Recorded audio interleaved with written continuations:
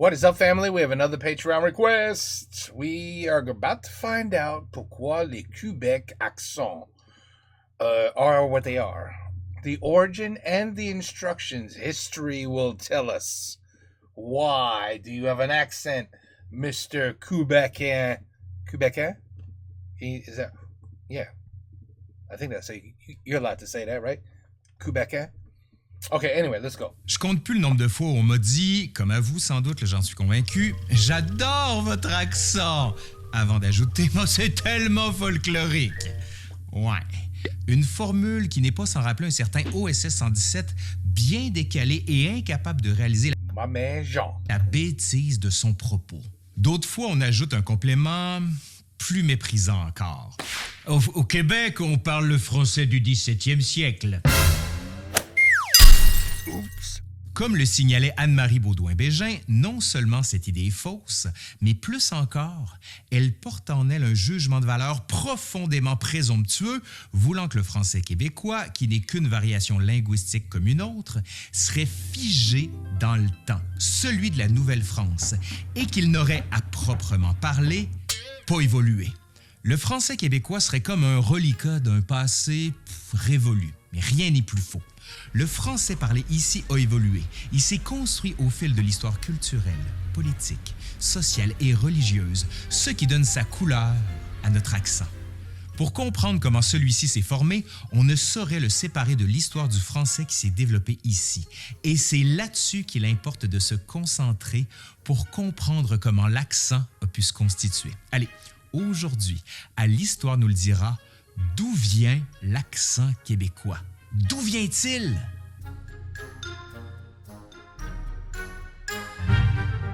I have no idea.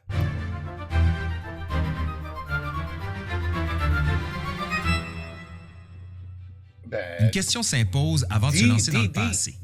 Qu'est-ce que c'est qu'un accent? Bon, pour le petit Robert, il s'agit, et je cite, d'un ensemble des caractères phonétiques considérés comme étant un écart par rapport à la norme dans une langue donnée. Par norme, on pourrait entendre usage général ou encore pour d'autres, les cadres fixés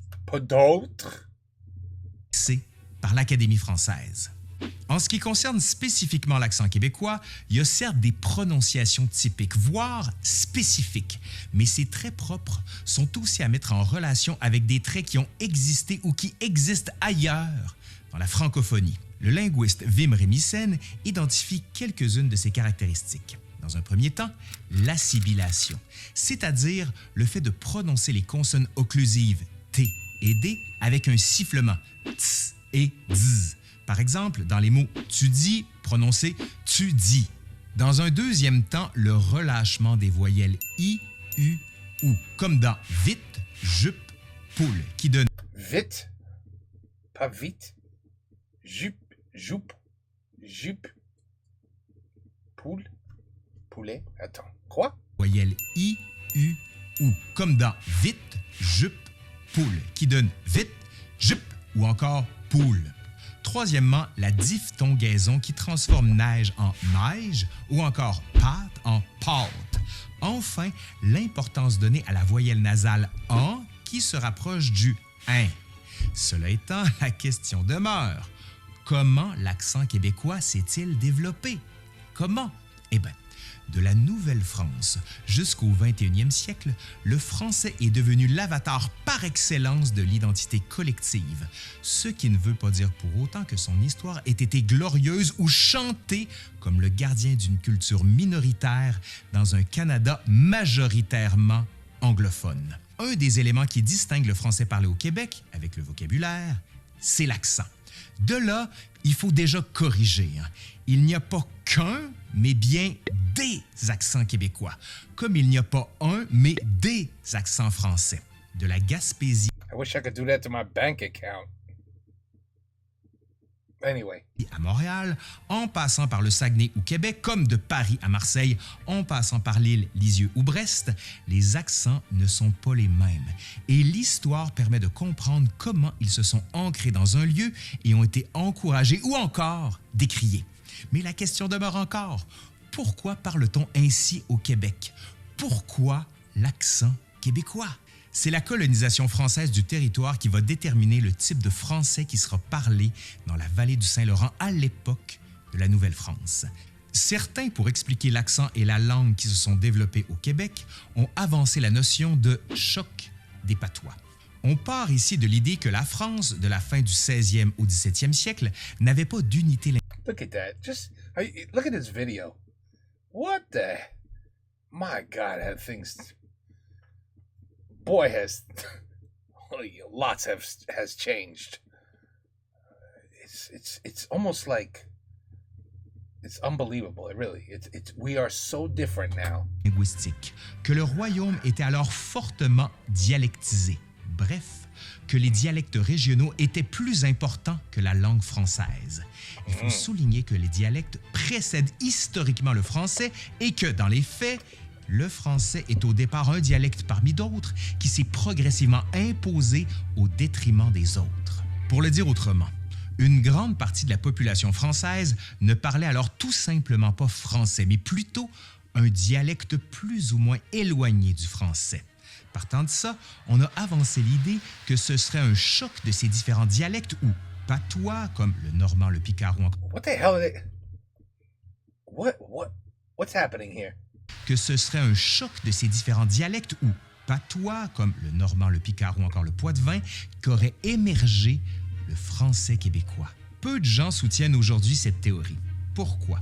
Parce que cette idée de choc est incompatible avec la réalité des colons français qui s'établissent ici. Dans un premier temps, il faut rappeler qu'avant 1663, la population de la colonie qui deviendra le Canada ne compte que 2500 habitants, alors qu'en 1681, elle atteint le nombre de 10 000 et en 1700, celui de 15 000. Ces colons, on le sait, viennent principalement de villes françaises où on parlait un français régional et non des patois. Ajoutons à ça le statut social et le statut professionnel des nouveaux arrivants qui expliquent pourquoi la plupart d'entre eux étaient francisants plutôt que patoisisants ou bilingues, évidemment. Et comme le français était moins la langue commune partagée par tout le monde, il s'est logiquement imposé même si certains immigrants ont pu parler ou comprendre un dialecte.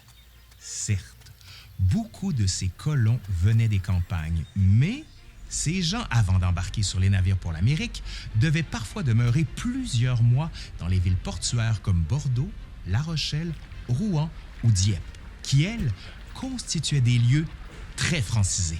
Ainsi donc, affirmer que les habitants de la Nouvelle-France à leur arrivée sur le territoire emportaient avec eux leur patois est une erreur dans la mesure où la très grande majorité parlait français ou était en contact soutenu avec des lieux où le français était majoritaire. Il y avait bien quelques colons qui parlaient leur patois métropolitain, comme le normand, le bourguignon, le lorrain ou le poitevin. Mais leur connaissance... Ou le quoi? Patois métropolitain, comme le normand, le bourguignon, le lorrain ou le poitevin. Le poitevin, c'est quoi ça? C'est trop. Mais leur connaissance du français était assez grande pour leur permettre de s'intégrer à la langue dominante, parlée par le plus grand nombre et surtout celle des autorités françaises, comme l'a maintes fois souligné l'historien Marcel Trudel. Cette réalité est d'autant plus évidente que dans les critères de sélection des candidats à l'immigration pour le Canada, la connaissance du français a pu être mise de l'avant. La langue qui se développe en Nouvelle-France est alors directement issue de celle qu'on parle dans la métropole, et plus spécifiquement à Paris. Bacqueville de la Poterie, contrôleur général de la Marine au Canada en 1702, ira même jusqu'à écrire, et je cite, « On parle ici parfaitement bien, sans mauvais accent, quoiqu'il y ait un mélange de presque toutes les provinces de France.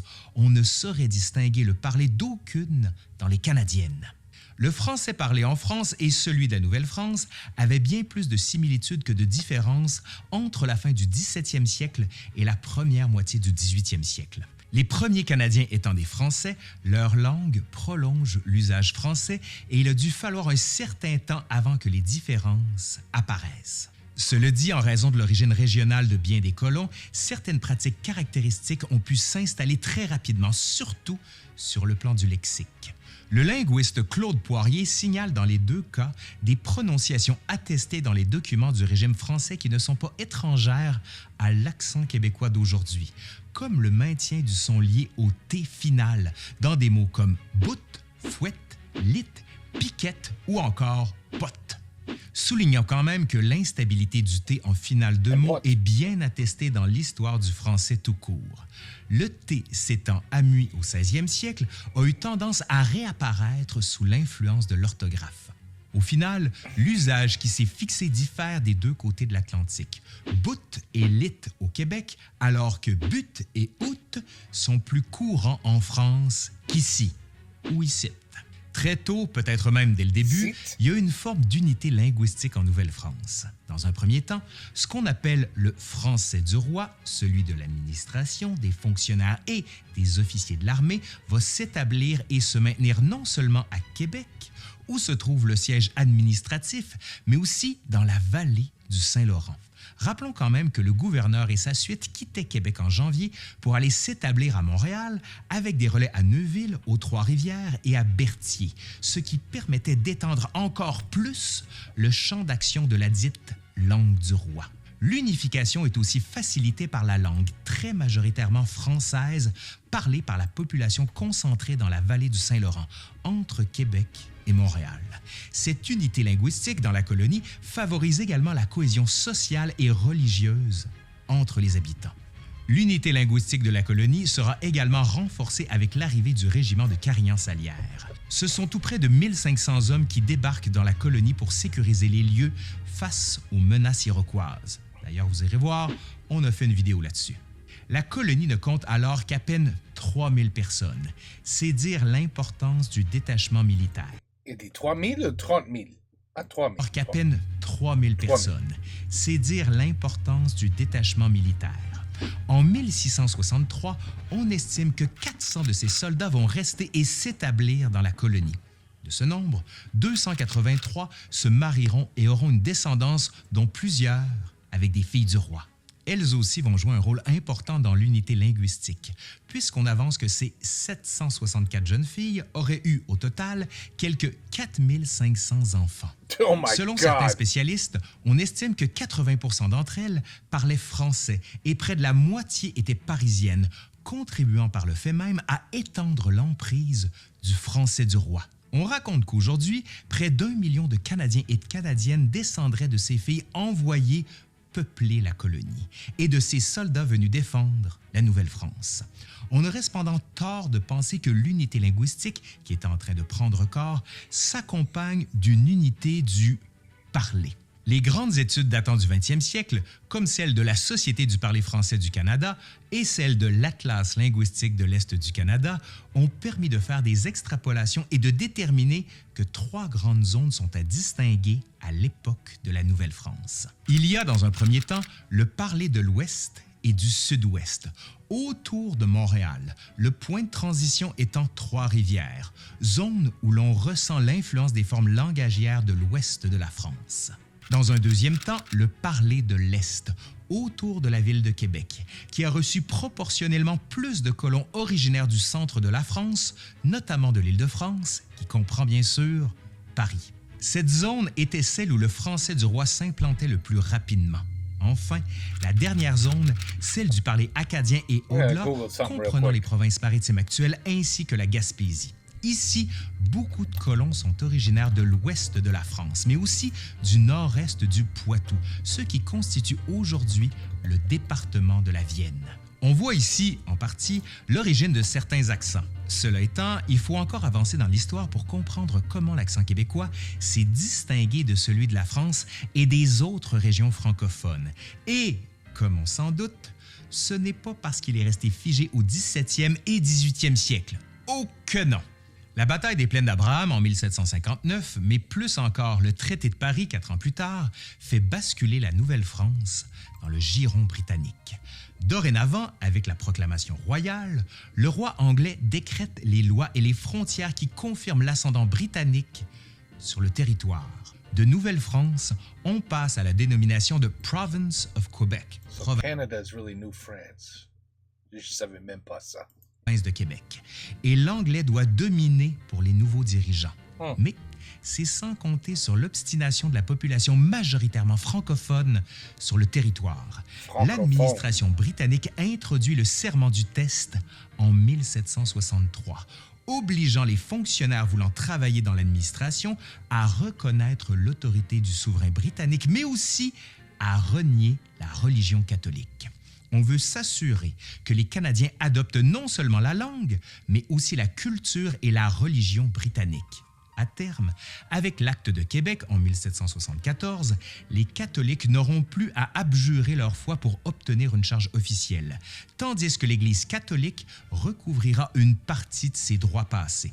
Autre élément déterminant pour la transformation de la langue au Québec, l'établissement du premier journal imprimé dans la colonie, la Gazette de Québec, The Quebec Gazette, en 1764, qui est, par la force des choses, bilingue.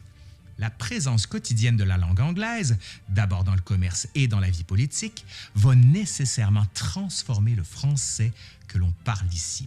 En plus d'être coupé des influences de la France, on voit s'immiscer, ça et là, dans le vocabulaire, des mots et des formules directement empruntés à la langue de Shakespeare. Prenons l'exemple de l'orge que les habitants cultivaient sur leurs terres. Si dans les champs ils conservent ce nom, en revanche, on parlait plutôt de soupe au barley, car c'est le mot anglais qu'on lisait sur les sacs qui servaient à empaqueter le produit. On retrouve aussi des anglicismes qui s'adaptent au phonétisme français. Saucepan s'écrit saucepan et teapot devient teapot. En 1791, l'acte constitutionnel adopté par le Parlement britannique octroie à ce qu'on appelle maintenant le Bas-Canada une chambre d'assemblée. Et en décembre 1792, le débat s'engage sur la question linguistique. Le député John Richardson va proposer que seul l'anglais est force de loi. Pourtant, après 3 jours de débat, les députés francophones unanimes obtiennent gain de cause. Le français va s'imposer. En 1793, Londres va finalement trancher. L'anglais demeure la seule langue officielle du Parlement. Le français n'est reconnu que comme langue de traduction. Sans valeur juridique, la langue française continuera cependant d'être utilisée dans les débats ou la rédaction des lois, comme langue traduite, du moins jusqu'à l'adoption de l'Acte d'Union en 1840, qui fera de l'anglais la seule véritable langue officielle du pays. À cette époque, naît une nouvelle bourgeoisie libérale qui a la ferme intention de se faire entendre et qui acquiert une reconnaissance sociale de plus en plus importante. La langue française entend se maintenir. On peut d'ailleurs lire dans le Quebec Mercury, je cite, « Cette province est déjà beaucoup trop une province française pour une colonie anglaise. » Cela dit, les lois n'expliquent pas complètement pourquoi l'accent québécois est aussi différent que celui de la France. Eh bien, justement, c'est en France qu'il faut aller pour comprendre comment la langue va évoluer. Si la Province of Quebec, qui devient ensuite le Bas-Canada, est fortement influencée par la langue anglaise, la France métropolitaine n'est pas non plus étrangère à ce phénomène. Dans les années 1750, la France est peu à peu atteinte d'anglomanie. Cet amour inconsidéré, diront certains, que les Français entretiennent avec l'Angleterre. On joue au whist, on prend le thé, on va aux courses, on porte une redingote, francisation de riding coat. On se nomme gentleman plutôt que gentilhomme. Bref, l'Angleterre entre en France par la porte du bon goût et de la nouveauté. Tout ce qui est anglais attire et attise. La Révolution française constitue une époque de grandes transformations politiques, religieuses, culturelles, sociales et linguistiques. En effet, en 1790, on entend offrir aux citoyens une langue commune étendue à tout le territoire. L'abbé Grégoire rédige, en se basant uniquement sur 49 personnes ayant répondu à son questionnaire, un, et je cite, « rapport sur la nécessité et les moyens d'anéantir le patois et d'universaliser l'usage de la langue française. » Tout investit la volonté de donner au peuple l'usage unique et invariable de la langue de la liberté. Ouais. Tout ça en se basant sur 49 personnes. Ouais. C'est la langue et la prononciation de la langue des catégories supérieures qui doit maintenant s'imposer. Ainsi, la prononciation « ouais » passe à « wa ». On change donc la prononciation de « poisson » à « boisson » et de « croire » à « croire ». Ajoutons que la prononciation « est » passe à « wa » comme « dre » devient « droit » et la prononciation « est » passe à « a ». Ainsi de père à père, mère à mère, frère à frère. S'inscrivent alors entre la I'll stick with French. France et le Canada français de profondes différences I couldn't even do that accent if I tried on purpose. sur la manière de dire les mots, mais aussi de conserver ou non certains. La révolution qui se déroule en France est donc également une révolution phonétique. Ainsi, si on disait jusque-là « su à table »,« notre maison, sarge et frette », comme on le fait encore au Québec, à certains endroits du moins, après la Révolution en France, on se met à dire « sur la table, notre maison, serge et froid ». La fracture dans l'accent entre la France et le Québec s'élargit encore davantage. Le 19e siècle français se fait le champion du processus de grammatisation et surtout de purisme linguistique qui est marqué par la publication de nombreux ouvrages qui deviennent des succès de librairie, tels le Manuel des amateurs de la langue française ou encore les Annales de grammaire. Au Bas-Canada, la langue française, par rapport à celle qui est parlée et surtout normée en France, a des caractéristiques bien singulières et, sans contredit, originales. La prononciation qui se fait ici est alors associée, du moins en France, à l'usage populaire. L'usage soigné s'éloigne de la prononciation qui est celle du Québec. Au 19e siècle commence à s'imposer l'idée du français qui a dégénéré. Pire, qui a été perverti par des anglicismes et des barbarismes. Michel Bibeau, qui tient une chronique dans l'Aurore intitulée « Ne dites pas, mais dites », entend établir les bases pour éviter que le français ne dérive. Cela n'empêche pas Jacques Vigée en 1810, dans sa Néologie canadienne ou Dictionnaire des mots créés en Canada, et maintenant en vogue, de relever les différentes influences langagières, anglaises bien sûr, mais aussi autochtones. Reste que la tendance à la critique est très forte. L'anglais colore, déforme, disent certains, de plus en plus la langue.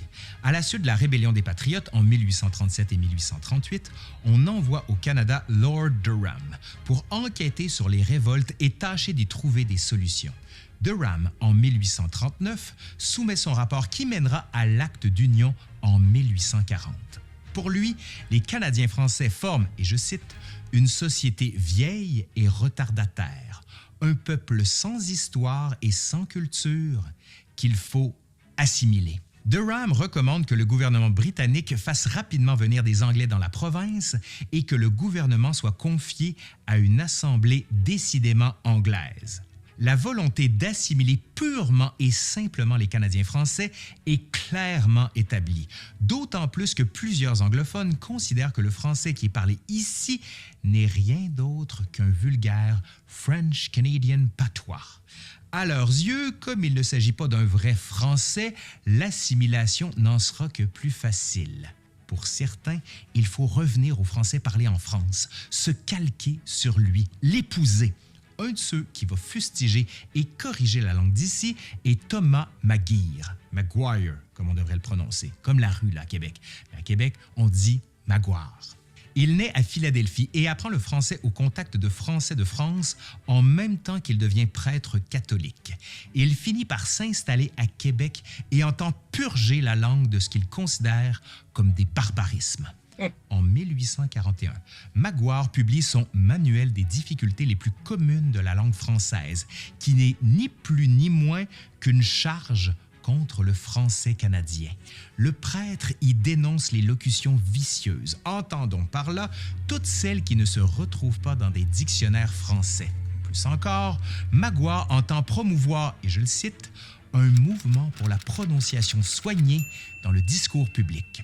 Citons encore Pierre-Joseph Olivier Chauveau, qui, une dizaine d'années avant de devenir le premier ministre du Québec, en 1867, écrit, et je le cite, « La classe lettrée ne soigne pas toujours autant la prononciation qu'elle devrait le faire. » En 1896, Raoul Rinfret, dans son Dictionnaire de nos fautes contre la langue, écrit, je le cite, « En général, nous le prononçons grave dans une foule de mots où il est doux. Nous donnons par erreur le même son à phare et fort, tard et tort, vieillard et vieil or.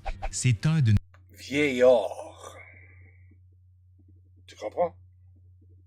You French people saying it all wrong. Nos principaux défauts de prononciation. Pour Joseph Dumais, là en là. 1905, le constat est encore plus dur. Selon lui, et je le cite, « Il est souvent plus agréable d'écouter parler un Français ignare qu'un Canadien instruit. » On peut véritablement parler ici d'une campagne de rectification langagière qui se met en place et qui prend plusieurs formes, à commencer par la parution de recueils de fautes et de chroniques de langage correctif dans les journaux. D'ailleurs, au tournant du 19e et du 20e siècle, il y aura de plus en plus de manuels consacrés à la diction. L'idée était de revenir à la langue plus pure, celle de la France, qui seule peut donner le « la » sur le bien parlé. Le linguiste Claude Poirier voit ici les origines du complexe linguistique des Québécois, ce que Chantal Bouchard qualifie de la perte de légitimité et ce qu'Anne-Marie Baudouin-Bégin appelle l'insécurité linguistique. Toujours est-il qu'à partir de la seconde moitié du 19e siècle, on fustige la manière de parler à la canadienne. Cela devient un défaut national qu'il faut corriger par tous les moyens. La nécessité pour Maguire, comme pour plusieurs, de rétablir la langue et la prononciation est d'autant plus fondamentale que les anglophones considèrent la mauvaise qualité du français comme synonyme d'inculture. Une grande césure s'opère alors. D'une part, ceux qui veulent châtier la langue, la faire ressembler à celle qui est parlée et écrite en France, et de l'autre, ceux qui parlent la langue telle qu'elle est, celle de la population francophone, formée par les apports de l'anglais, mais aussi héritée de celle de la Nouvelle-France, qui n'a pas suivi la transformation que la langue a connue après la Révolution française en France. On ne compte plus les pourfendeurs du français québécois à la fin du 19e siècle, notamment Jean-Paul Tardiville, qui affirme, et je le cite, « L'anglicisme, c'est l'ennemi. » Hey! Salaud. L'emprunt à la langue anglaise est non seulement un danger rampant qui corrompt la langue, Creepy mais language. qui est, pour reprendre les mots de Joseph Amable Manceau, je le cite, « une tache de sang qui nous montre par où sont passées les griffes du lion britannique. Et ces griffes, qu'il ignore, torturent et égorgent notre langue en attendant qu'elle la tue. » Bientôt, on va promouvoir l'idée de la foi gardienne de la langue gardienne de la foi. Cependant, la langue et l'accent de l'Église s'opposent souvent à ceux des ouailles qu'elle prétend ou elle entend défendre. C'est le début d'une longue histoire pour le maintien et l'affirmation de la langue française parlée au Québec et de la reconnaissance de son patrimoine langagier et de ses accents qui donnent une couleur, mais aussi une vie propre qui ne fait qu'enrichir la langue française. And complicate everything. Comme l'a écrit mon grand-père Gaston Dulon dans son édition abrégée chez Larousse de son Atlas linguistique de l'Est du Canada, et je vous le cite, et ça me fait très plaisir. Notre société, autrefois majoritairement agricole, est devenue majoritairement citadine suite à une industrialisation faite par des Anglais puis des Américains. Cela a eu pour conséquence une invasion massive de mots techniques anglais contre laquelle nous avons été longtemps impuissants. Cependant, depuis le début des années 60, s'est amorcée une décolonisation linguistique dont les effets bénéfiques sont déjà visibles. Au cours du 20e siècle, ils seront nombreux au Québec à vouloir imposer une prononciation soignée à tout un chacun, notamment dans les collèges classiques. Pour ne donner que quelques exemples, en 1902, Stanislas Alfred Lortie et Adjudant Rivard vont fonder la Société du parler français au Canada, I think they just wanted their own identity. dont le rôle est de décrire la langue d'abord et, avant tout, bien sûr. Plusieurs auteurs, à cette époque, publieront des manuels de prononciation pour bien imposer un accent que l'on veut plus lisse et plus conforme à ce que l'on retrouve de l'autre côté de l'Atlantique. Dès 1907, au Conservatoire La Salle, fondé à Montréal par deux comédiens français, Eugène Lassalle et sa femme, Louise Larcet, de son vrai nom Louise Landreau, on prodiguera des cours de diction à la grande majorité des comédiens et des comédiennes, mais aussi aux animateurs et animatrices de radio et ensuite de télévision. Alors que la station radiophonique CKAC ouvre ses... Big Flow. It's Oli and on the left, lower, Big Flow. Ah non, c'est son père. Peut-être ça, c'est son... Never mind. C'est pas lui. Porte en 1922, tandis que la radio de Radio-Canada est lancée en 1936 et la télévision commence à émettre en 1952. Yvonne Audet, qui sera d'ailleurs formée au Conservatoire La Salle, ouvrira en 1933 une école de théâtre rue Saint-Hubert à Montréal, où elle accueillera des enfants de tous les milieux. 5 ans plus tard, en 1938, elle publie Les monologues du petit monde, dont le but est d'offrir aux enfants un manuel de prononciation. Dans les années 1940, on compte une quarantaine d'écoles de diction avec près de 175 filiales un peu partout dans la province. La Société Radio-Canada, consciente de son rôle dans l'espace public, va vouloir devenir une référence et elle se dote de pratiques linguistiques bien précises. En 1939, Radio-Canada fait paraître un guide, Clinique de mots, dans lequel on fixe des règles pour la prononciation. On voit un français dit radio-canadien se diffuser et s'imposer partout dans la province. Il se veut international et poursuit l'idéal d'une norme à atteindre pour bien parler. Arrive ensuite le joual, dont je parle dans mon livre « L'histoire nous le dira », vous irez voir, qui va changer durablement au Québec le rapport à la langue. C'est ainsi que, par un long processus de transformation, l'accent et la langue, les deux vont de pair, ont acquis en terre canadienne une identité forte et plurielle. Allez, c'est fini pour aujourd'hui. J'espère que ça vous a plu. Je suis Laurent Turcot de l'Histoire nous le dira et je vous dis à la prochaine. Bye. Bye. Eh ben, dis donc. You know, I wonder if Canada became the new France, but never changed the accent, would it still be called Canada? Or would it be called, I don't even know. Would it just be called France? If you guys have the identical accent and you all speak French, I mean, let's just pretend there's a bunch of Americans in a country in Europe, and that country, all they speak is American, English, our English, not the clean English of England, our English. What the hell would you call that country?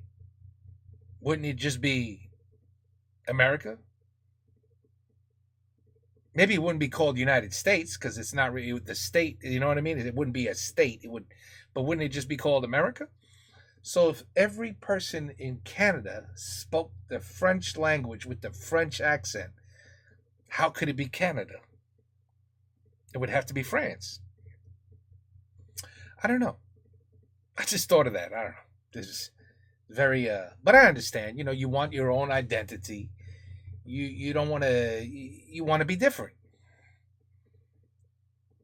And I Googled very quick during the video. What came first, the French language or the Canadian language? Like, which one was the first one? And I believe it said France. It said French. So anyway, but it's very interesting. I couldn't. For me, it's a difficult accent. It's difficult. But I guess if you understand French enough, even with the accent, you understand the word. You understand the word. Although some you're like, what? Why'd they make that word so complicated? It just anyway. But it is what it is. Canada. Do whatever you want. Quebec, the Quebecois. Do whatever you want. It's all good. It's all good. Anyway, ben voilà. I mean, it's an interesting video. It was un peu long, mais I got the point. It's interesting. And I have to keep going because there's a lot more videos for me to check. So that'd be it, folks. Take care. Peace out. À la prochaine. À la prochaine. Bon, anyway. Take care.